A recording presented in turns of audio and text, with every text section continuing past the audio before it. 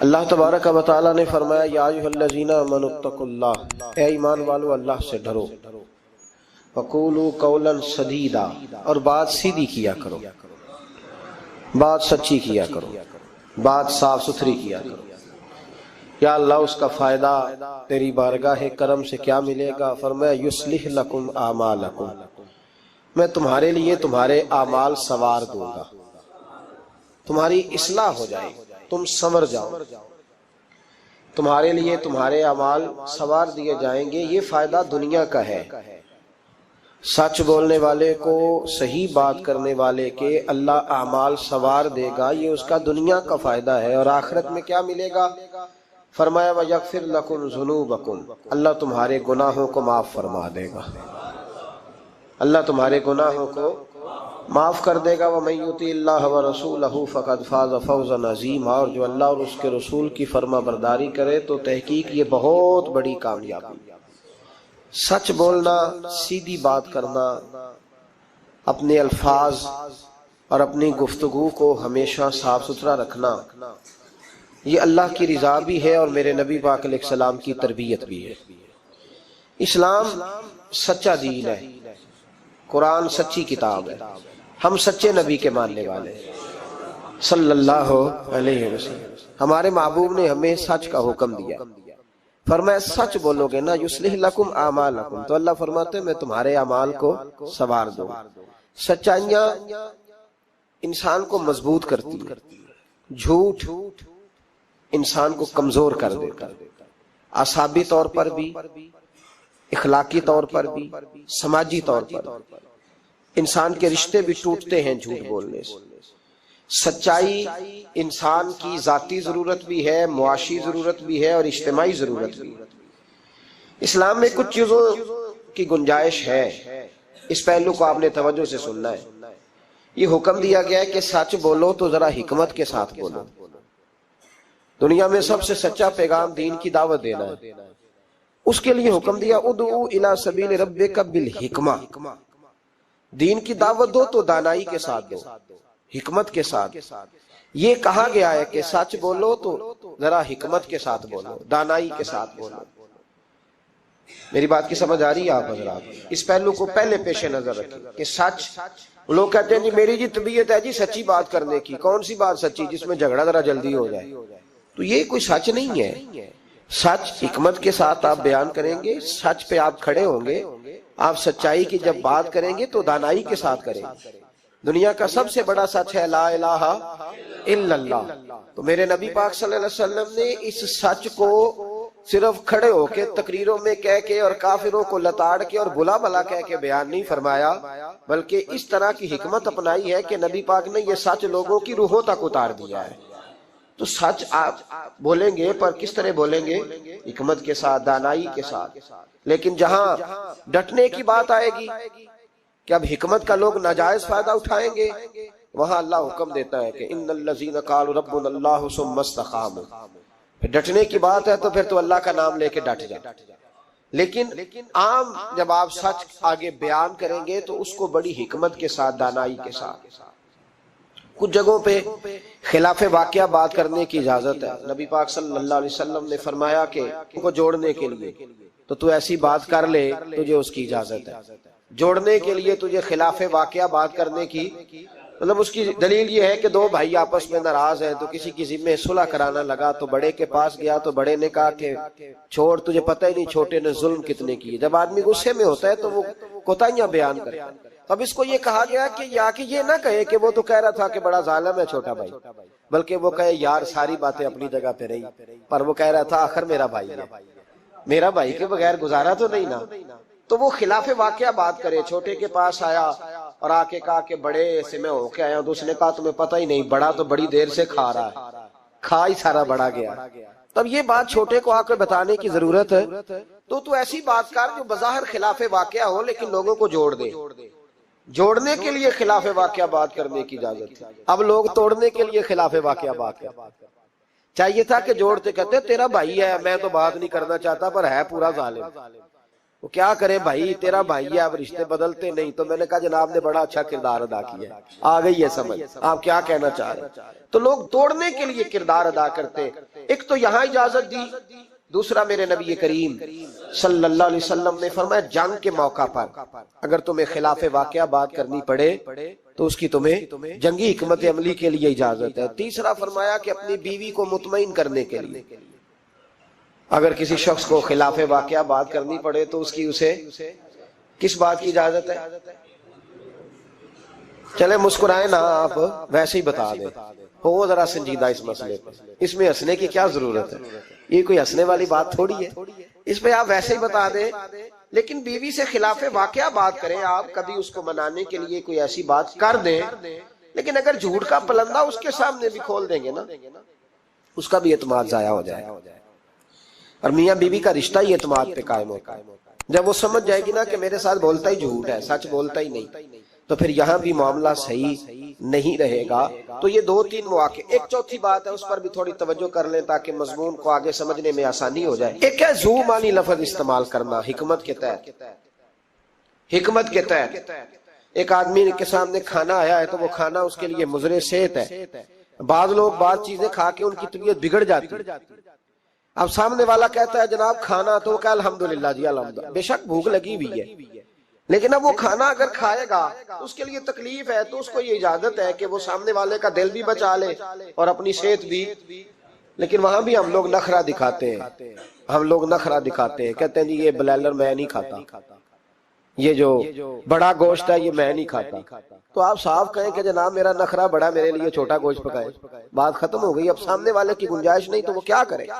تو اس پہ آپ، اللہ تعالیٰ روزی دیتا ہے نا روز گھر میں، تو گھر میں اللہ تعالیٰ توفیق دے گا تو جب ہمت ہوگی پکا کے کھا لیں گے، تو دوسرے کا دل بھی بچ جائے گا اور آپ کا جھوٹ بھی۔ اس کی دلیل نبی کریم صلی اللہ تعالی علیہ وآلہ وسلم کو حضرت صدیق اکبر مکے سے مدینے لے کے جا رہے تھے تو رستے میں ایک شخص ملا، وہ بڑا دشمن تھا اسلام کا۔ اس نے نبی پاک صلی اللہ علیہ وسلم کو دیکھا، جناب صدیق اکبر کو دیکھا، لیکن وہ حضور کو نہیں جانتا تھا، حضرت ابو بکر صدیق کو جانتا تھا۔ اب اس نے پوچھ لیا کہ ابو بکر یہ آپ کے ساتھ کون ہے؟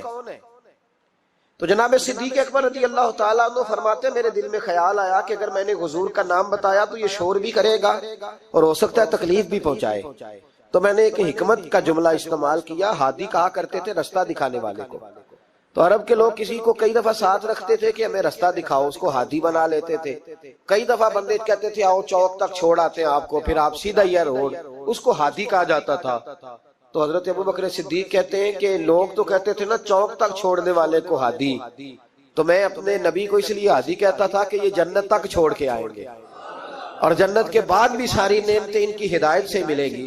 کہتے جب کہا نا یہ کون ہے تو میں نے ایسا لفظ استعمال کیا کہ جس سے محفوظ بھی رہے اور سچ بھی ہو گیا۔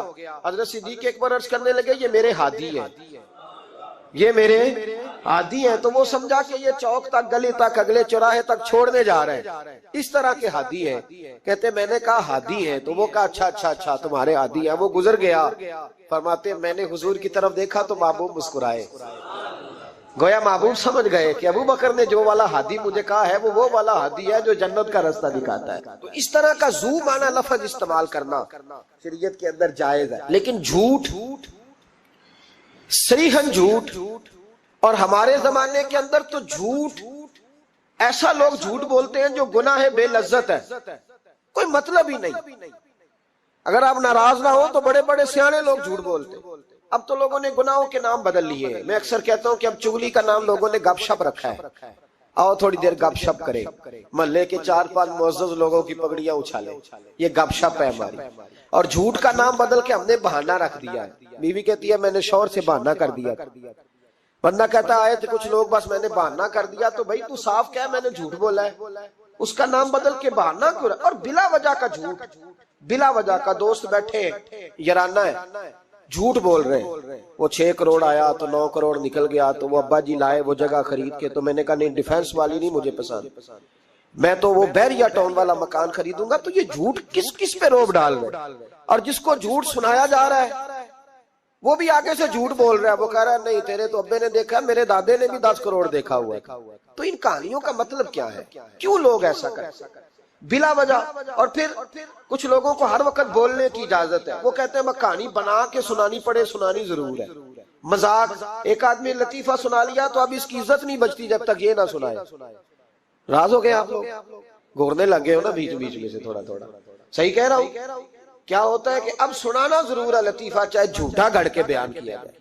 میرے نبی پاک علیہ السلام نے فرمایا جو میرا مومن ہوتا ہے وہ مذاق میں بھی جھوٹ نہیں بولتا اور جھگڑے میں بھی جھوٹ نہیں بولتا. یعنی جب بندہ مذاق کر رہا ہوتا ہے تو جو مرضی کہہ جاتا ہے. فرمایا جو میرا کلمہ پڑھنے والا ہے وہ مذاق میں بھی جھوٹ نہیں بولتا، اور جب جھگڑا کرتا ہے تو آدمی کو غصہ ہوتا ہے، وہ بڑا کچھ کہہ دیتا ہے. فرمایا میرا مومن غصے میں بھی جھوٹ نہیں بولتا بلا وجہ. اور اگر میں کئی دفعہ حرمین شریفین کے سفر میں موقع ملتا، حاجیوں کی ملاقاتیں ہوتی ہیں تو پتہ نہیں کیا کوئی سناتے رہتے، پتہ نہیں ایک دوسرے کو کیا داستانیں سناتے ہیں. وہ صاحب کیا بتائیں، وہ ڈیرے پہ اتنے لوگ آتے ہیں، بڑے پریشان ہیں، تو بڑا ایسا ہے. تو کیا ضرورت ہے یہ، اگر کسی کے پاس خوشبو ہو نا اسے بتانے کی ضرورت نہیں پڑتی کہ میرے پاس خوشبو ہے. خوشبو آ جاتی ہے، خوشبو بولیے، خوشبو بہرحال آ جاتی، خوشبو آئی جاتی، نکل جاتی ہے خوشبو، وہ بہرحال بات کر دیتی ہے. ہم کئی دفعہ اجتماعات میں جاتے ہیں تو نقیب محفل نے لفظ رٹے ہوتے ہیں اور سب کے لیے بول دیتا ہے فلاں صاحب فلاں. میں روک دیتا ہوں، میں کہتا ہوں صاحب اگر ہمارے اندر کچھ ہوا تو باہر نکل آئے گا. تو آپ کے بتانے سے، بڑھانے سے، اونچا بٹھانے سے کیا فرق پڑے. جھوٹ کی زندگی، اور لوگ بلا وجہ رشتے جھوٹ پہ قائم ہوتے ہیں. ایک بڑے پیار والے دوست تھے، کہنے لگے دعا کریں، عزیزوں کی بچی ہے، شادی کے 15 دن بعد گھر لوٹ آئی. میں نے کہا وجہ کیا ہوگی؟ کہنے لگے چھوٹی سی غلطی ہو گئی، گاؤں میں رہتے تھے، بچی کا رشتہ نہیں ہوتا تھا تو ڈی سی کالونی میں آ کر، بڑی سوسائٹی میں آ کر کرائے کا مکان خریدا، تو بس چند دنوں میں رشتہ ہو گیا. اب جب بچی والوں کو پتا چلا ہے کہ گاڑیاں بھی بیگانی تھی اور مکان بھی کرائے کا تھا تو بچی لوٹ آئی ہے. تو دیکھیں نا لوگ کتنے لالچی ہیں. ان کو جب سمجھ آئی ہے کہ مکان کرائے کا تھا تو انہوں نے رشتہ توڑنے کی طرف آ گئے. تو میں نے کہا وہ نہیں لالچی، آپ جھوٹے. آپ نے جو تھے وہ دکھانا چاہیے، جو آپ نہیں تھے وہ آپ نے کیوں دکھایا، جھوٹ کیوں بولا. جب بچی والے کے گھر میں بچے والے رشتہ دیکھنے آتے ہیں تو بچی کا باپ لاکھوں کی باتیں کیوں چھیڑتا ہے، وہ کروڑوں اربوں کی باتیں کیوں کرتا ہے، وہ جائیدادوں کے وظیفے کیوں پڑھتا ہے، وہ کیوں ایسی گفتگو کرتا ہے جس سے بچے والے کے دلوں کے اندر کجی پیدا ہو. رشتے کرانے والے کو کہا جاتا ہے کہ ہم نے کار بھی دینی ہے، یہ بھی بتا دینا رشتے والوں. بچے کی ماں کو سونے کی بالیاں بھی ڈالیں گے تو یہ داستانیں کیوں سناتے ہو، پھر کہتے ہو لڑکوں والے لالچی ہو گئے. تو یہ کہانیاں ہم گھڑتے ہیں، جھوٹ خود لوگوں کے سامنے ہم رکھتے ہیں، اور بعد میں جب اوقات واضح ہوتی ہے پھر رشتے ٹوٹتے ہیں. رشتے جھوٹ پر قائم ہو تو قائم ہو جاتے ہیں پر قائم رہتے نہیں، وہ ٹوٹ جاتے ہیں. رشتے وہی قائم رہتے ہیں جو رشتوں کے ساتھ قائم ہوا کرتے ہیں، جن کی بنیادیں خلوص ہوتی ہے. جھوٹ ہمیشہ انسان کو تباہ کرتا ہے. کیا حسن ہے میرے نبی پاک کے فرمان میں، کیا خوبصورتی ہے. حضور نے فرمایا الصدق ینجی والکذب یہلک. دو جملوں میں کائنات کی ساری حقیقتیں بیان کر دی. حضور فرمانے لگے سچ بول، سچ تجھے نجات دلا دے گا، سچ تجھے بچا لے گا. والکذب یہلک، جھوٹ نہ بولنا تو ہلاک ہو جائے گا، جھوٹ نہ بولنا، یہ محبوب کا فرمان. جھوٹ تجھے ہلاک کر، ہر لحاظ سے بندہ جھوٹا تباہ ہوتا ہے. سیاسی، سماجی، کاروبار، معیشت، دنیا، رشتے، ہر چیز جھوٹ پہ مبنی. کچھ لوگوں کو بیماری ہے جھوٹ بولنے کی، لارا لگانے کی. کسی نے کہا یار اتنی ضرورت پڑ گئی، کہا کوئی مسئلہ ہی نہیں، تیرا حل ہو جائے گا. بھئی تیرے پاس نہیں ہے تو صاف انکار کر. جھوٹ بول کر جیتنے سے بہتر ہے انسان سچ بول کے ہار جائے. اس کو کہہ کہ بھائی نہیں میرے پاس گنجائش نہیں، کل آ جانا، پرسوں آ جانا، سویرے آ جانا، کیا ضرورت. ان سے انسان کا وقار مجروح ہوتا ہے. میرے نبی پاک علیہ الصلوۃ والسلام جس معاشرے میں تشریف لائے نا، اس معاشرے میں بڑے عیب پائے جاتے تھے. بچیوں کو زندہ دفن کر دیتے تھے، قتل و غارت تھی، سارا کچھ تھا. ابو سفیان کہتے ہیں ہم سارے جرم کرتے تھے لیکن عرب کے لوگ جھوٹ نہیں بولتے. عرب کے لوگ، یہ ذرا غور کرنا، انفرادی بات عرض کرنا. فرماتے چوری چکاری ظلم بربریت سارا کچھ تھا، پر ہم سمجھتے تھے کہ جھوٹ بولنا ہمارے حسب نسب کے خلاف ہے، یہ ہماری شان مردانگی کے خلاف. ہم کہا کرتے تھے کمزور لوگ جھوٹ بولتے ہیں، بزدل لوگ جھوٹ بولتے ہیں. جو لوگ حسب نسب والے ہوتے ہیں، کردار و عمل والے ہوتے ہیں، سردار ہوتے ہیں، جن کا پیچھے کوئی بیک گراؤنڈ ہوتا ہے، وہ لوگ کبھی جھوٹ ہے. میرے نبی پاک علیہ السلام کا فرمان ابو داؤد شریف میں موجود ہے. ایک صحابی نے کہا یا رسول اللہ بخل بڑی بری چیز ہے، پر کیا مومن بخیل ہوتا ہے؟ نبی پاک صلی اللہ علیہ وسلم نے فرمایا ہاں کبھی کبھی مومن کنجوسی کرتا ہے، ہو جاتی ہے، اگرچہ نہیں ہونی چاہیے۔ یا رسول اللہ مومن بزدل بھی ہوتا ہے؟ فرمایا ہو جاتا ہے۔ عرض کیا یکون المومن کذابا، یا رسول اللہ مومن جھوٹا بھی ہوتا ہے؟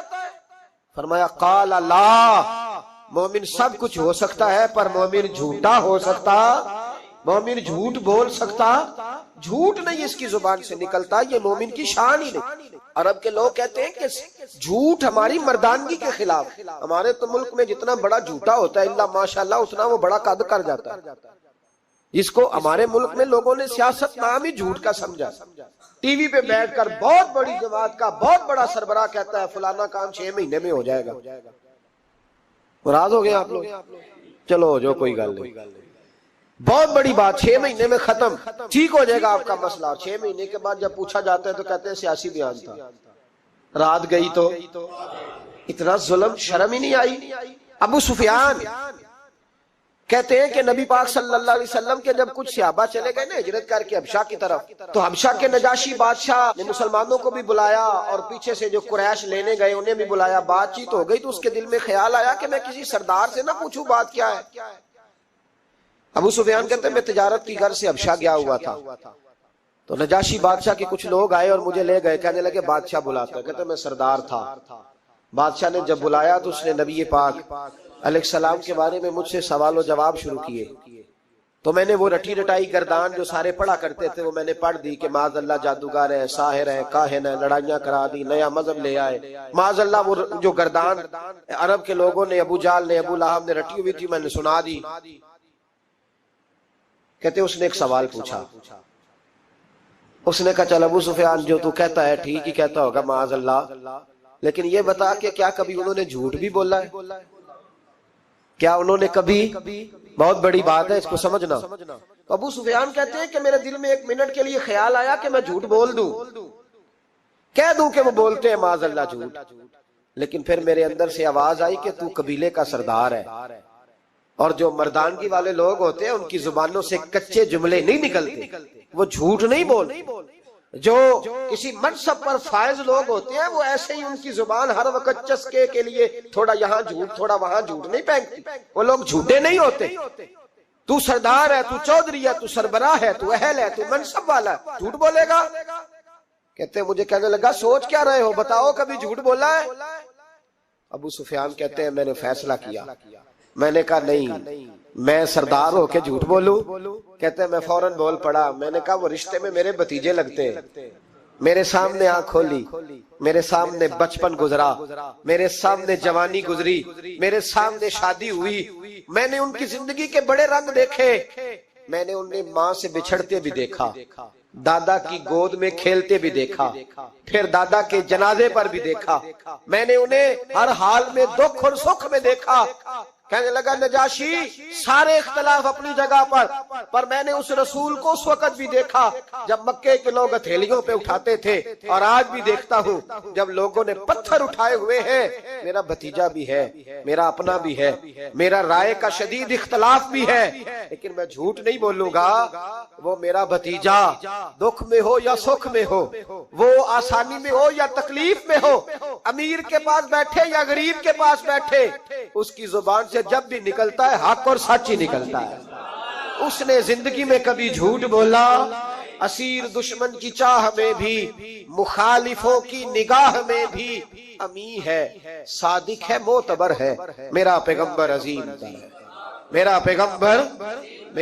پیغمبر عظیم تر ہے۔ کہا ان کی زبان سے کبھی جھوٹ نکلا؟ کبھی نہیں نکلا ان کی زبان سے جھوٹ۔ تو کہتے اب نجاشی نے فیصلہ سنایا، نجاشی نے بات کی، فیصلہ سنایا تو کمال کر دی۔ کیا بات کی نجاشی نے؟ کہنے لگا ابو سفیان پھر تم کس طرح کہتے ہو کہ ان کا دین سچا نہیں؟ کہنے لگے جو بندوں کے معاملے میں جھوٹ نہیں بولتا وہ رب کے معاملے میں کیسے بولے گا؟ جو بندوں کے معاملات میں جھوٹ نہیں بولتا ان سے یہ توقع کیسے رکھتے ہو کہ وہ اللہ کے معاملے میں جھوٹ بولیں گے؟ فرمایا مان کیوں نہیں جاتے کہ اگر وہ بندوں کے حق میں سچے ہیں تو اللہ کے پیغام کے حق میں بھی سچے ہیں۔ سچائیاں حسن ہے، سچائی حسن ہے، سچائی ایک خوبصورتی ہے، سچائی تیرا وقار ہے۔ دیکھیں نا تیرے جملوں کے لوگ قیدی ہو گئے، اور جب ٹٹول کے دیکھا تو اندر سے تو کچھ اور نکل آیا. کل تو کچھ کہہ رہا تھا, سویرے اٹھ کے تو کچھ کہہ رہا, تیرے لفظ کچھ ہے, تیرا رویہ کچھ اور ہے. زندگی میں یاد رکھنا, کسی بڑے کی خوشامد کر کے کبھی اس سے محبت نہ ڈالنا. جھوٹ بولتے ہیں ہم لوگ, اپنا حلیہ ہم نے صداقتوں کے بادشاہوں جیسا بنایا ہوتا ہے, لیکن ہمارے لفظوں میں جھوٹ ہوتا ہے, ہمارے لب و لہجے کے اندر یہ کراہت ہوتی ہے. حضرت باجید بستامی فرمایا کرتے تھے, جو زبان کا سچا نہیں ہوتا اس کو کبھی معرفت کا نور نصیب نہیں ہوتا, چاہے 2000 جبہ ڈال کے بیٹھ جائے. معرفت کا نور اسے ملتا ہے جس کی زبان پر حق اور سچ ہوتا ہے. یاد رکھنا, سچائی اتنی بڑی دولت ہے. امام فخر الدین رازی رحمت اللہ تعالیٰ نے ایک بڑی پیاری حدیث لکھی ہے. کہتے ہیں نبی پاک صلی اللہ علیہ وسلم کے پاس ایک شخص آیا, اس نے کہا یا رسول اللہ میں نے کلمہ پڑھنا ہے پر 4 چیزیں ہیں جو مجھ سے چھوٹتی نہیں اور آپ ان کو حرام کہتے ہیں. تو حضور آپ حکم کریں کیا کروں؟ فرمایا چل تو بول وہ کیا ہے. کہنے لگا جی میں شراب کا بھی عادی ہوں. معاذ اللہ. بولیے استغفر اللہ, سارے بولیے میں شراب کا عادی ہوں, مجھ سے چھوٹتی نہیں. اور پھر کہنے لگے میں چوری کا بھی عادی ہوں, جاتی نہیں. اور تیسری بات یہ کہ میں معاذ اللہ ثم معاذ اللہ زنا کا بھی عادی ہوں. اور چوتھی میرے اندر بیماری ہے کہ میں جھوٹ بہت بولتا ہوں. یادیں چھوٹتی نہیں, میں ان کے ہوتے ہوئے کلمہ کیسے پڑھوں؟ آپ کے دین میں یہ شدید بری چیزیں اور مجھ سے چھوٹتی نہیں تو کیا حکم ہے؟ میرے محبوب علیہ السلام کو اللہ نے بڑی حکمت عطا فرمائی, بڑا نوازا ہے نبی پاک. حضور نے بڑے خوبصورت جملے کہے, فرمایا کو سودا کر لے میرے ساتھ. عرض کی حضور حکم ہو, فرمایا 4 میں سے ایک چھوڑ دے, کلمہ پڑھ لے, سودا کر لے. کہا حضور حکم کرے کون سی؟ صحابہ کہتا ہے اب ہم گھوم رہے تھے کہ یہ کیا بات ہے, 4 چیزیں حرام میں قطعی ہیں. حضور کہتے ہیں ایک چھوڑ دے, میں ایک وعدہ کر. کہا یا رسول اللہ حکم کرے. تو صحابہ کہتے ہیں اب جب حضور نے کہا نا ایک چھوڑ دے تو ہم پھر تجزیہ کر رہے تھے کہ شراب بڑی گندی ہے, زنا بڑا گند ہے, چوری کسی کے حق پہ ڈاکہ ہے, ظلم ہے. لیکن میرے نبی پاک علیہ الصلوۃ والسلام نے کیا خوبصورت فرمایا, فرمایا چل تو جھوٹ چھوڑ دے. کیا چھوڑ دے؟ اللہ اکبر. فرمایا جھوٹ چھوڑ دے. عرض کی باقی؟ فرمایا باقی اللہ فضل کرنے والا ہے, تو جھوٹ چھوڑ دے. اب لوگ کہتے ہیں کہ ہم حیران تھے کہ اتنی گندی چیزیں, شراب بھی, زنا بھی, چوری بھی, اور حضور نے صرف جھوٹ چھڑوایا ہے. وہ سردار کہتا ہے میں گھر گیا, شراب کی بوتل پہ ہاتھ ڈالنے لگا. دل میں خیال آیا شراب پی کے صحابہ کے مجمع میں جاؤں گا, تو اگر کسی صحابی نے پوچھا کہ تو نے شراب پی ہے, جھوٹ بولوں گا تو نبی پاک کے وعدے کا کیا بنے گا, اور سچ بولوں گا تو اس محفل نور میں بیٹھوں گا کیسے شراب پی کے؟ کہتے 2-3 دفعہ ہاتھ بڑھایا پر مزہ نہیں آیا. میں نے پٹخی دیوار کے ساتھ بوتل, میں نے کہا یہ تو گئی, یہ نہیں پیوں گا آج کے بعد. کہتے پھر میں باہر نکلا اس عورت کے پاس رات گزارنے جہاں منہ کالا کرنا تھا. کہتے ہیں جب پہنچا تو اس نے پہلا سوال پوچھا, کہنے لگی سنا ہے تو کلمہ پڑھ گیا ہے. کہتے بس وجود چکنا چور ہو گیا. او میرے دوستو, لوگ پوچھتے تو ہے نا تو کس کا بیٹا؟ ہاں ہاں او سنگیو, لوگ پوچھ لیتے ہیں تو کس استاد کا شاگرد ہے. او یارو یاد رکھو, تیرا حلیہ دیکھ کے لوگ پوچھتے ہیں تو کس مرشد کا مرید ہے. یاد رکھ اپنے لیے نہ صحیح کسی کی عزت کے لیے صحیح, اپنے لیے نہ صحیح کسی کی عزت کے لیے. تو کسی کے لیے ہی بدل دا یار, تو کسی کا ہی خیال کر جا, چل کسی اور کے لیے اپنے آپ کو تبدیل کر جا. اپنے لیے نہ صحیح دیکھ تو کسی اور کے لیے ہی بدل جا, اب تیری کسی اور سے بھی نسبت ہے. لوگ کسی اور کے ساتھ تجھے منسوب کرتے ہیں, ان کا دیوانہ ہوں, ان کا مجذوب ہوں. کیا یہ کم ہے کہ میں ان سے منسوب ہوں؟ کہا اس بی بی نے, کہنے لگی سنا ہے تو کلمہ پڑھ گیا ہے. کہتے بجلیاں دوڑ گئی. میں نے کہا اگر جھوٹ بولوں تو حضور کے وعدے کا کیا بنے گا؟ محبوب نے کہا جھوٹ نہیں بولنا, اگر سچ بولوں تو پھر اس کے قریب کیسے جاؤں؟ کہتے وہاں سے بھی لوٹ آیا. اب میری زنا کی عادت بھی گئی. اگلی شام ہوئی تو سامنے مال پڑا تھا ایک آدمی کا, وہ آدمی کافل تھا, اس پہ ہاتھ ڈالنے لگا تو دل میں خیال آیا یہ سویرے تفتیش بھی کرے گا. اگر پوچھتا پوچھتا مجھ تک آ گیا کہ تو نے تو نہیں چوری کی, تو جھوٹ تو میں بول ہی نہیں سکتا, حضور سے وعدہ کیا ہے, اور سچ بولوں گا تو میری آبرو کیا بچے گی. کہتے شام ایک دن میں گیا, اگلے دن کی شام ہوئی تو صرف سچ کی عادت اپنائی, میرا زنا بھی گیا. میری چوری بھی گئی، میری شراب کباب بھی گئے. کہتے ہیں تیسرے جا کے دروازہ رسول پہ بیٹھا، صحابہ باقی اپنا کام کرتے رہے، میں صرف مصطفیٰ کا چہرہ تکتا رہا. میں بس چہرہ تکتا رہا. دیر ہو گئی تو ایک صحابی کہنے لگے کیا دیکھ رہے ہو؟ تو میں نے کہا اس رسول کا کمال دیکھ رہا ہوں، اس محبوب کا کمال دیکھ رہا ہوں. ایک جھوٹ چھڑوایا ہے تو رب کریم نے مجھے سارے تقوی عطا فرما دیے. یہاں تو جھوٹ کے پلندے پیروں نے ڈیوٹیاں لگائی ہوئی ہیں مریدوں کی، جاؤ کرامتیں بیان کرو، سناؤ، فیس بک پہ دو. جڑے محرم راز حقیقت دے اور راز حقیقت کھول دے نہیں. اے جنہ ویکھیا نہیں او کرن گلاں، جنہ ویکھ لے آؤ تے بول دے ہی نہیں. یہ جھوٹ کا پلندہ لے کر کے تو پھر رہا ہے، اس کو سنبھال کے رکھ. سچائی انسان کو جوان رکھتی ہے، سچائی آدمی کو بڑا کرتی ہے، سچائی اس کے رشتے قائم رکھتی ہے. میرے نبی کریم علیہ السلام نے سچ کا درس دیا، سچی بات کا حکم کہا، فرمایا سچ بولو. حضرت مالک بن دینار رحمت اللہ علیہ ارشاد فرمایا کرتے تھے کہ سچائی اتنی بڑی چیز ہے کہ سچائی کو تو آگ نہیں جلاتی. فرمایا کرتے تھے سچائی کو تو مٹی نہیں کھاتی. فرمایا کرتے تھے سچائی کو تو دریا نہیں ڈبوتا. لوگوں نے پوچھا دلیل، فرمانے لگے میرا ایک دہریے سے مناظرہ ہو گیا، لوگ بہت سارے اکٹھے ہو گئے. جب بات ذرا آگے بڑھی تو دہریہ مانتا نہیں تھا، میں دلائل دیتا، وہ بھی مجھے دیتا. سادے لوگ بول پڑے، کہنے لگے حضرت جی ہم تھک گئے ہیں سن کے، رزلٹ بھی نکالے. تو فرماتے میں نے دہریے سے کہا چل رزلٹ نکال لیتے ہیں. آگ جلاتے ہیں، دونوں ہاتھ ڈالتے ہیں، جو سچا ہوگا بچ جائے گا، جو سچا ہوگا. فرماتے تھے سچائی کو آگ بھی نہیں جلاتی، جو سچا ہوگا بچ جائے گا اور جو جھوٹا ہوگا جل جائے گا. فرماتے ہیں آگ جلا لی. اب میں نے اسے کہا چل ہاتھ ڈال، تو وہ جھوٹا تھا، جھوٹ کے پیر کوئی نہیں ہوتے، وہ ہاتھ ہی نہیں آگے کرتا، ہاتھ ہی نہیں بڑھاتا. کہتے میں نے زبردستی پکڑ کے اس کا ہاتھ آگ میں کیا، کئی دیر تک آگ میں رکھا، نہ اس کا جلا نہ میرا جلا. کہتے باہر نکلا، لوگوں نے شور کر دیا یہ کیا ہے؟ میں نے عرض کی مولا نہ اس کا جلا نہ میرا. فرماتے عاطف غیب سے ندا آئی، مالک بن دینار سچے کے ہاتھ میں بھی جس کا ہاتھ ہو ہم اس کا بھی نہیں جلایا کرتے. سچے کے ہاتھ میں بھی جس کا ہاتھ ہو ہم اس کا بھی. تیرا ہاتھ اس نے پکڑا اور جلا دوں، کہا علیحدہ کر. کہتے میں نے کہا چل بھئی اب علیحدہ علیحدہ ڈال دے. وہ ڈرنے لگا، میں نے کہا یہ تو ڈالنا ہی پڑے گا. کہتے ہاتھ ڈالنا، اس کا جل گیا، میرا بچ گیا. تو لوگ کہنے لگے یہ کیا ہوا؟ تو میں نے کہا کچھ بھی نہیں ہوا، میرا کمال نہیں، میرا رب بھی سچا ہے، میرے رب کے وعدے بھی سچے ہیں، قرآن بھی سچا ہے، قرآن کے اعلان بھی سچے ہیں، محبوب بھی سچے ہیں اور محبوب کے فرمان بھی سچے. سچائیاں تو آگ میں ڈالے تو نہیں جلتی، ہم لوگ کیسے علیحدہ علیحدہ ہو جاتے. اور پھر میں نے عرض کی کہ کوئی فائدہ نہیں ہوتا لوگوں کا، بلا وجہ جھوٹ بولتے، جھوٹی خوابیں بیان کرتے، جھوٹے نظریات اور جھوٹی کہانیاں لوگ گھڑ کے بیان کرتے. آتے ہیں تو قصیدہ خوانی کرتے، بادشاہوں کے، پیروں کے، علماء کے قصیدے پڑھتے آ کے، ان کو کہتے ہیں کیا بات ہے کیا بات. نہ بھائی وہ تعریف ہوتی نہیں جو منہ پہ کی جاتی، تعریف تو وہ ہوتی ہے جو تو کسی تیسری جگہ جا کے بیٹھ کے کرتا ہے. یہ میری بات یاد رکھنا، جو منہ پہ کی جاتی ہے وہ خوشامد ہوتی ہے. حضرت سیدنا عمر فاروق رضی اللہ تعالیٰ عنہ فرمایا کرتے تو جو میری تعریف کرتا ہے میرا دل کرتا ہے کہ اس کے منہ میں مٹی ڈالوں. ہمارے ایک بزرگ تھے مولانا غلام علی اوکاڑوی صاحب رحمۃ اللہ علیہ، رات میں اوکاڑے میں تھا تو ان کی خوشبوئیں بڑی آ رہی تھی وہاں سے. تو ان کی جب کوئی تعریف کرتا تھا تو وہ اس دور میں ہم یہ نہیں نہ کہہ سکتے کسی کو کہ تیرے منہ میں مٹی ڈالوں، تو جب کوئی تعریف کرتا تھا تو وہ اپنے رنگ میں بولتے تھے.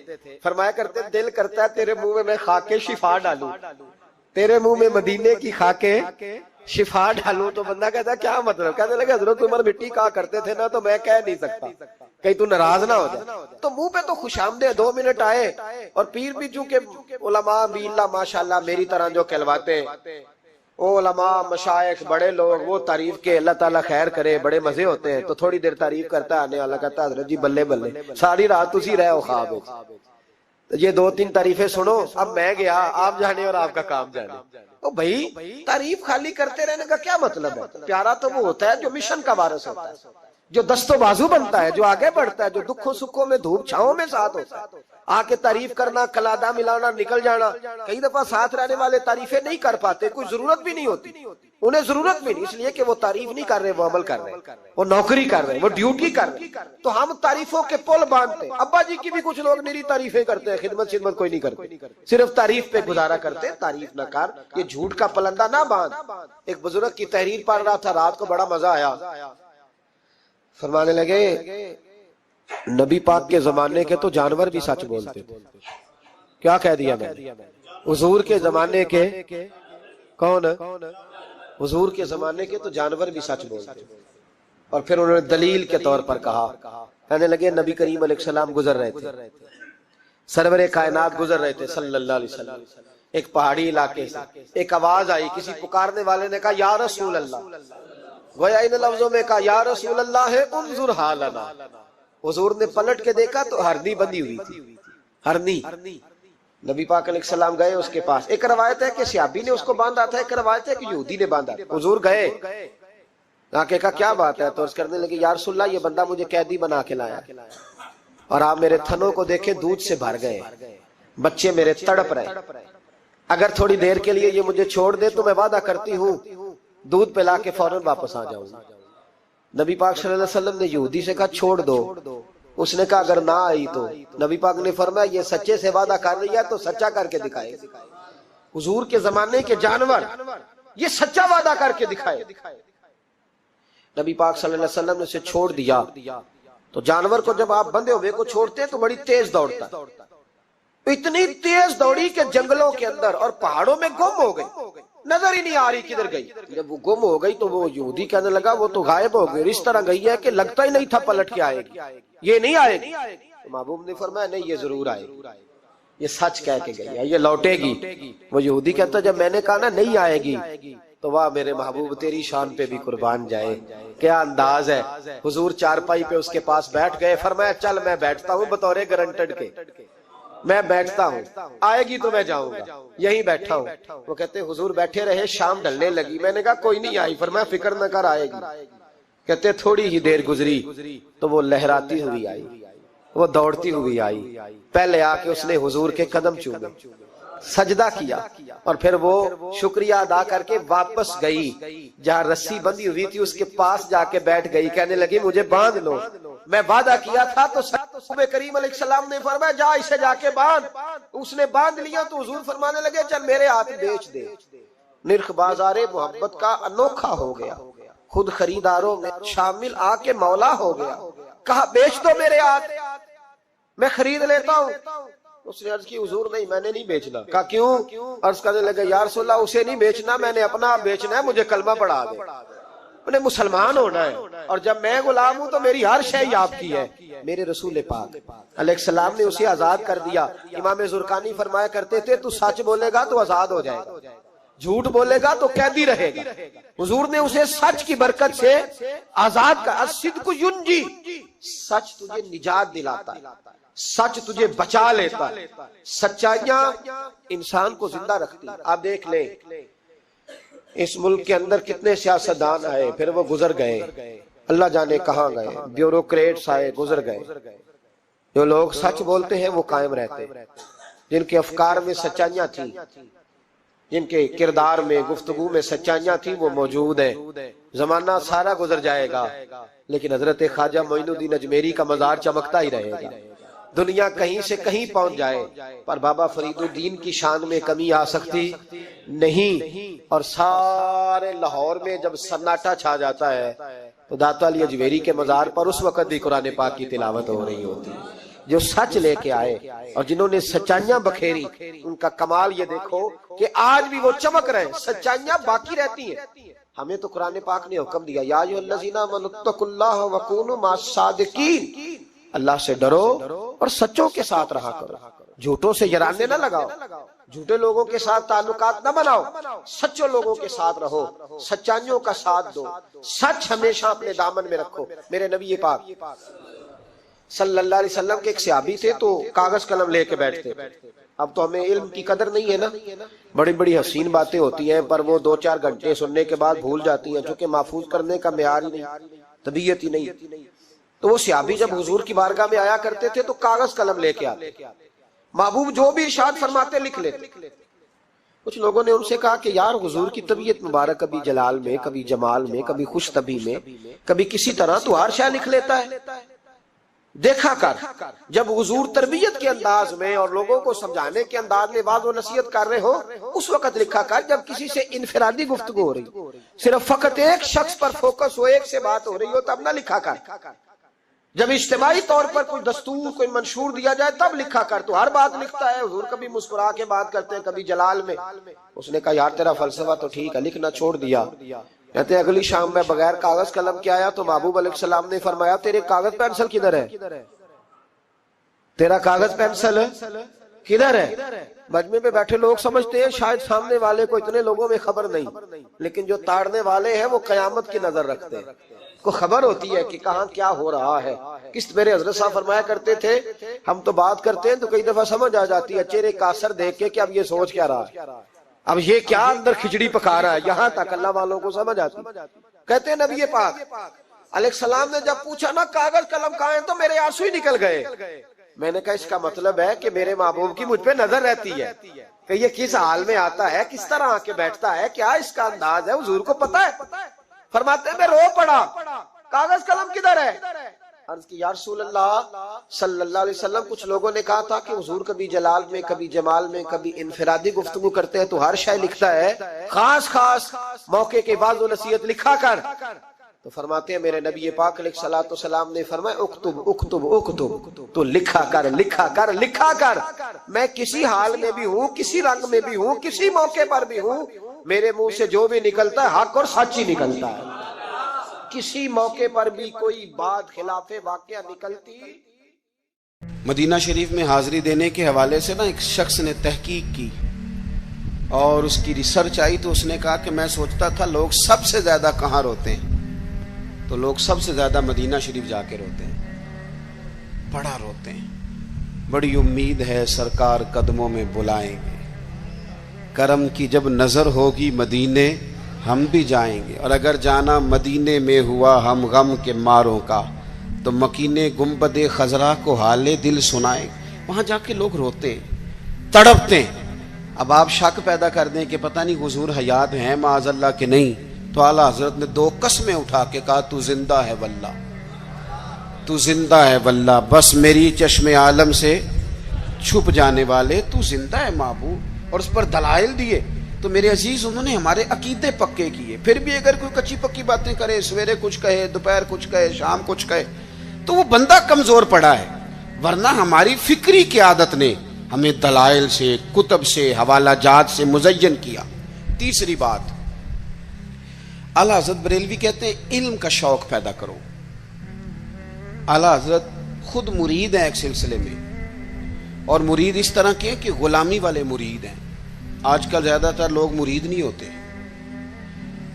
ناراض نہ ہونا، اگر کوئی پڑھا لکھا بندہ ہو تو وہ ویسے بھی مرید نہیں ہوتا، وہ اگر ہو کبھی تو خلیفہ ہی ہوتا ہے ڈائریکٹ، مرید نہیں ہوتا، مزاج نہیں، مرید ہونے کا مزاج نہیں، یہ طبیعت نہیں۔ آج کل لوگ شاگرد بھی نہیں ہوتے، ناراض ہو گئے آپ لوگ، ہو جائیں کوئی مسئلہ نہیں، میں نے تو ابھی چلے جانا ہے، ہو جائیں بے شک۔ آج کل لوگ شاگرد بھی اس طرح لگتا ہے کہ جس طرح کوئی امدادی کتاب نہیں ہوتی، اس طرح استاد سے کو تھوڑا سا نا گائیڈ لائن لیتے ہیں، ورنہ وہ شاگرد ہونے کو تیار نہیں ہے۔ میں صحیح بتاتا ہوں، آپ بہت سارے شاگردوں کو میری ملاقات ہوتی ہے اور بعد میں وہ کہتے ہیں نا میں استاد جی کو بیٹھا سا، تو میں چونکہ دیہاتی آدمی ہوں، میرا 2 ڈنڈے لگانے کو بھی دل کرتا ہے، تجھے پتہ ہی نہیں استاد جی کے پاس کیسے آیا جایا کرتا ہے، تجھے خبر ہی کوئی نہیں۔ میں تجھے بتاؤں بریلی کے امام کیا بتاتے ہیں۔ حضرت عبداللہ ابن عباس کو نبی پاک صلی اللہ علیہ وسلم نے دعا دی تھی کہ اللہ تجھے فقاہت دے، دین کی سمجھ دے۔ حضور کی دعا سے بھی اللہ دے دیتا۔ حضور تو حضرت ابو ہریرہ کو خالی بظاہر خالی چلو بھر کے ڈال دے تو اللہ تعالیٰ اس سے قوت حافظہ دے دیتا ہے، تو یہاں تو دعا دی تھی، لیکن ان کا ذوق علمی کیا بنا، یہ اعلیٰ حضرت ملفوظات دیکھیے گا۔ وہ نا خاندان رسول کے چشم و چراغ ہو کے، حضور کے چچا زاد ہو کے، استاد کے دروازے پر جب پڑھنے جاتے تھے نا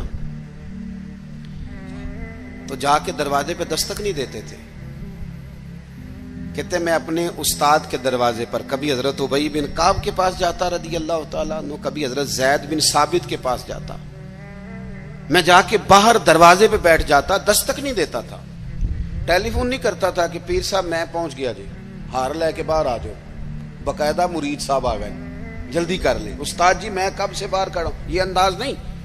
فرماتے ہیں کہ میں دروازے میں بیٹھ جاتا اور کبھی کبھی بیٹھے بیٹھے تھک جاتا, دستک نہیں دینی, وہ خود آئیں گے تو دستک نہیں دینا. کہتے ہیں کبھی یوں بھی ہوتا کہ حضرت ابی بن کعب رضی اللہ تعالیٰ عنہ کا مکان کا دروازہ چونکہ صحرا میں کھلتا تھا تو ٹھنڈی ہوائیں مدینہ چومنے آتی تو ریت کے مقدس ذرے اڑ کے میرے بالوں میں بھی پڑ جاتے, لیکن میں دستک نہیں دیتا تھا. استاذ مردی سے باہر آتے تھے اور جب وہ آ جاتے تو پھر میں جھولی پھیلا کے کہتا میں آپ سے رسول پاک کی حدیثیں سننے آیا. اعلیٰ حضرت فرماتے ایک دن گھوڑے پہ بیٹھ کے حضرت زید بن ثابت آ رہے تھے تو ضرورت کوئی نہیں تھی کیونکہ انہوں نے لگام تھامی ہے, گھوڑا چل رہا ہے, لیکن یہ بتانے کے لیے کہ میں شاگرد ہوں, یہ بتانے. میں کبھی اتنا مصروف نہیں تھا زندگی میں جب آج کل اتنا مصروف ہوا ہوں.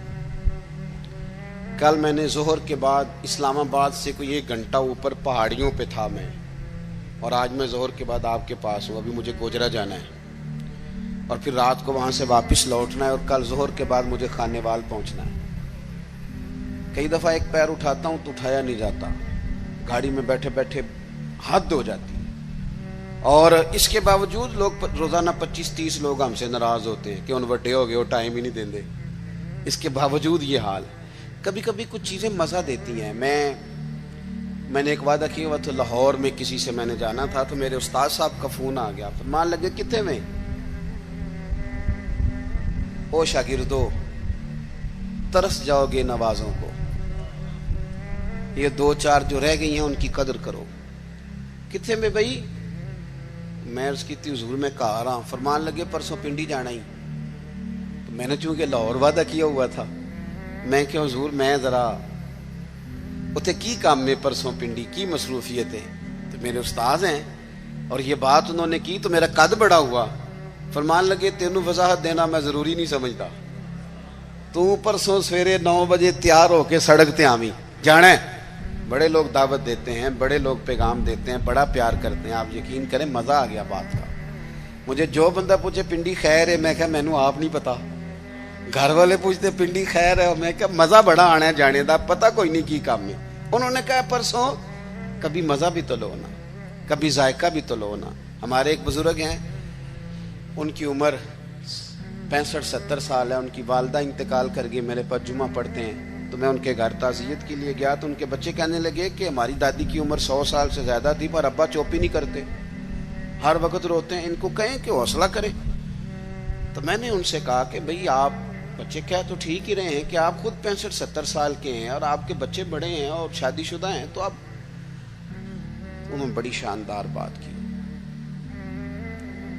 کہنے لگے پیر صاحب اماں جدوں دی گئی ہے میں وڈیرا ہو گیا, میرے بال چٹے نے, میرے 2 پوتے نے, 3 نواسے نے, لیکن جدوں میں گھر آਉਂدا سا تے اماں کہندی سی منڈیا آ گیا ہے, روٹی لیاؤ نا منڈے لئی.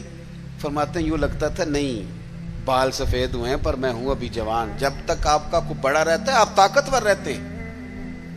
خود بخود اپنے آپ کو بڑا کرنے کی کوشش نہ کریں, کسی کو بڑا مانے, طاقتور رہیں گے, جان رہے گی, آپ کی پشت پہ کوئی کھڑا رہے گا. اور اگر نکل جاؤ گے چھتڑی سے تو طلباء کرام یاد رکھنا کمزور پڑ جاؤ گے.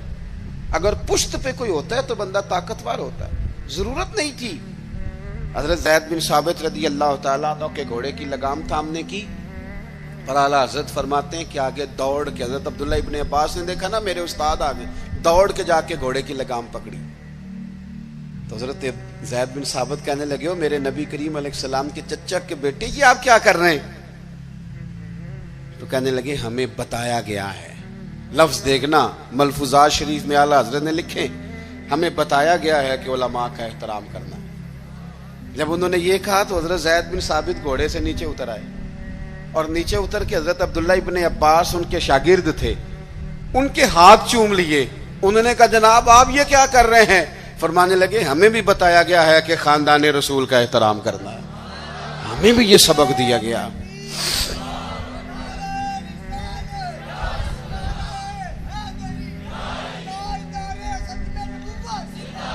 تو ذوق, علمی ذوق پیدا کریں, ادب والا ذوق پیدا کریں, اور علم سیکھیں تو عمل کرنے کے لیے. صرف تقریر کے لیے, بحث کے لیے, کل کو ڈگری لینے کے لیے نہیں. آپ علم اس لیے سیکھیں, جب نا علم خالی تقریر بن جاتا ہے نا, اور علم خالی تدریس بن جاتا ہے, پھر وہ اس طرح کا بھی بعض اوقات معاملہ بنتا ہے کہ عارف رومی کہتے ہیں کہ اگر تو صرف لفظ تجھے یاد ہے اور تو عمل نہیں نہ کرتا تو یہ لفظ تو طوطے کو بھی رٹا دیا جائیں گا تو وہ بھی رٹ لے گا, تیرا اور اس کا کیا فرق ہوگا. جب تک آپ عمل نہیں کرتے علم پر, جب تک اس کو عمل کے حصول کے لیے حاصل کرے. خالی میں ایک درویش کو پڑھ رہا تھا, ان کے خلیفہ صاحب نے خط لکھا کہ حضرت میں اب تقریر بھی کرتا ہوں, تدریس بھی کرتا ہوں, تصنیف بھی کرتا ہوں. تو انہوں نے جواب میں شاباشی نہیں دی, بلکہ فرمانے لگے بیٹا یہ تو کام تم لوگوں کے لیے کرتے ہو, اپنے لیے کیا کرتے ہو؟ سحری کے وقت اٹھ جاتے ہو نفل پڑھنے کے لیے, تلاوت قرآن روز ہوتی ہے, سجدے کا ذوق حاصل ہے, درود و سلام کی طبیعت ہے, یہ تو لوگوں کے لیے کام ہے نا سارے. بڑی اچھی بات ہے, دین کی خدمت کرتے ہو, پر اپنا بھی تو بتاؤ نا. اعلیٰ حضرت فاضل بریلوی رحمۃ اللہ علیہ کی شخصیت کا جو کمال ہے وہ یہ ہے کہ جو وہ کہتے تھے نا اس سے زیادہ وہ کرتے تھے. ان کی طبیعت تھی, وہ کرتے تھے. آپ جب تک اپنی زندگی میں عمل کو نہیں لے کے آتے, داتا صاحب رحمۃ اللہ علیہ کسی فرماتے ہیں کہ مجھ سے کسی نے پوچھا ہے کہ کوئی چلہ بتائیں. یہ لوگ سلوک سے وابستہ ہوتے ہیں نا, یہ پوچھتے ہیں چلہ کرنا ہے, وظیفہ کرنا ہے. ان کا خیال ہوتا ہے کہ 40 دن پیر صاحب ٹھنڈے پانی میں کھڑا کر دیں گے تو پھر میرے ہاتھ شاید کو 4 جن لگ جائیں. تو کہتے ہیں لوگ پوچھتے ہیں چلہ وظیفہ, تو آپ فرماتے ہیں میری نظر میں سب سے بڑا مجاہدہ چلہ جہاد علم حاصل کرنا اور اس پر عمل کرنا ہے. اس سے بڑا چلہ کوئی نہیں. یہ چلہ لگائیں, آپ کریں, عمل والی زندگی گزاریں, بدعملی والی, جتنا سیکھیں اس پر عمل کریں. ہمارے ہاں ہم محافل میں جاتے ہیں تو لوگ کہتے ہیں جی آپ 30 منٹ تقریر کرتے ہیں, آج گھنٹہ سننی ہے. تو میں کہتا ہوں پچھلی 30 منٹ والی پہ عمل ہو گیا ہے, اور ہو گیا تو چلو اور کر لیتے ہیں. باقی یہ ہے کہ یہ تو آپ کو عمل کے لیے دین سیکھنا تھا. جتنا آپ عمل کریں گے. سید دیدار علی شاہ صاحب محدث الوری رحمۃ اللہ علیہ اعلیٰ حضرت کے خلیفہ ہیں, وہ کہتے ہیں کہ میں دوست تھا صدر اللہ فاضل سید نعیم الدین صاحب مراد آبادی کا. میں چونکہ دوست تھا تو سید صاحب اعلیٰ حضرت کی بڑے عقیدت مند تھے, تو اکثر وہ کہتے ہیں میں نے بریلی شریف جانا ہے. تو ایک دن میں پہنچ گیا مراد آباد, تو انہوں نے سامان باندھا ہوا تھا بریلی شریف جانے کے لیے. میں بھی پہنچ گیا تو کہنے لگے یار میری تو ٹکٹ ہے ٹرین کی, میں تو بریلی شریف جا رہا ہوں. تو کہنے لگے یار آپ ہر وقت وہیں جاتے رہتے ہیں, میں ملنے آیا تھا. تو کہتے ہیں مجھے کہنے لگے حضرت صدر اللہ فاضل سید دیدار علی شاہ صاحب سے کہ چل آپ تمہیں بھی لے چلو, دونوں سادات ہیں, دونوں دوست ہیں. کہنے لگے میں نے نہیں جانا, سنا ہے وہ طبیعت کے ذات کے پٹھان ہیں تو طبیعت کے سخت ہیں, میں نہیں جاتا. کہتے ہیں انہوں نے میرا ذہن بھی بنایا, کوشش بھی کی, ذہن سازی کی, خیر میں تیار ہو گیا. جب ہم بریلی شریف پہنچے تو عصر کی نماز کی آخری رکعت چل رہی تھی. تو فاضل بریلوی کی طرف اشارہ کر کے کہنے لگے وہ دیکھو اعلیٰ حضرت بھی صف میں ہیں. تو مجھے کہنے لگے میرا وضو ہے. صدر اللہ فاضل بھی نماز میں شامل ہو گئے, میں نے وضو کرنا تھا. کنویں پہ ایک طالب علم مدرسے کا پانی نکالے وضو کے لیے تیار تھا, میں نے جلدی سے پانی آگے بڑھ کے لیا. تو مجھے کہنے لگا بابا جی پہلے پوچھ تو لیں. تو میں نے کہا شاید کسی طالب علم کی ڈیوٹی ہے, کیونکہ آپ کو پتہ ہے اللہ خیر کرے کچھ لوگوں نے مدرسے بنائے ہی اس لیے ہیں کہ طالب علم نوکری کریں گے. اللہ اکبر, اتنا کام کرایا جاتا ہے معاذ اللہ. اگر ان سے کہا جائے کہ آپ کا شہزادہ نور بھی باہر نکلے. میں نے تو اب دوستوں سے کہا تقوی کا معیار بھی بدل دو. پہلے کہتے تھے نا جی ہم نے کبھی مدرسے کی روٹی نہیں کھائی. میرے خیال میں تقوی یہ ہے کہ کھایا ہی مدرسے کی کرو, پتہ چلے بچے بیچارے کیا کھاتے ہیں, یہی کھاؤ تاکہ تمہیں سمجھ آئے. آپ یہ اب مزاج بدل کے دیکھیں کہ یہ اگر تو آپ اور آپ کے بچے بھی کھا سکتے ہیں تو ٹھیک ہے. پھر یہ کون سا معیار ہے بھائی؟ آپ کہتے ہیں میں نے کبھی کھائی نہیں, وہ کھانے والی ہے ہی نہیں. وہ آپ کے کھانے والی ہوتی تو ضرور کھاتے, الا ماشاءاللہ. آمدام برسر مطلب فرماتے ہیں طالب علم سے کہا پانی, تو کہنے لگا جی نہیں میں, آپ نے پوچھا ہی نہیں. تو میں نے کہا چلو اجازت دے دو. تو کہنے لگے حضرت صاحب میں نابالغ ہوں, اپنی مرضی سے بھی اپنی چیز کسی کو نہیں دے سکتا. کہتے مجھ پہ چوٹ لگی. میں نے کہا یہاں علم نہیں پڑھایا جاتا, علم کا فیض بھی دیا جاتا ہے. یہ انداز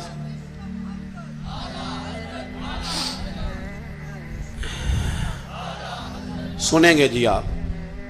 کہتے ہیں میں وضو کیا جب تک نماز مکمل ہو گئی. چونکہ حضرت صدر الافاضل تو ابھی نماز میں تھے, 3 رکعتیں پڑھنی تھی, تو اعلیٰ حضرت بریلوی مسجد کی سیڑھیاں اتر رہے تھے تو میں چڑھ رہا تھا.